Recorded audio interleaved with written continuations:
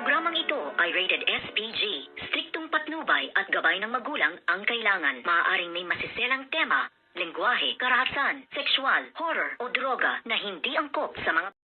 Good morning mga kachikas and welcome sa aking munting channel. Muling ang maghaharap at magtatapat nga itong si Joanna at si Ina dito sa isang sikat na chef at meron din maraming restaurant. At dito nga ay kitang-kita niya kung paano nga magbangayan at magpalitan nga ng salita itong si Joanna at si Ina. At dito nga ay magkakaroon nga ng compete. At nasabi nga dito ng ating bidang si Ina na hindi ako magpapatalo sa'yo at alam mo naman na hindi ka talaga mananalo sa akin at ikaw ay hindi ka marunong lumaban ng patas pailalim kung lumaban ka. At totoo naman ang lahat ng sinasabi ng ating bidang si Ina, kung kaya't dito nga ay maghahanda at ng mahal gandang preparasyon itong ang grupo nitong ang si Ina. At ito ay bubuo sila ng isang Team Ina na siyang magpapatumba at magpapabagsak at magpapahiya ng sobra-sobra dito nga sa grupo ng bruhang si Joanna. At dito naman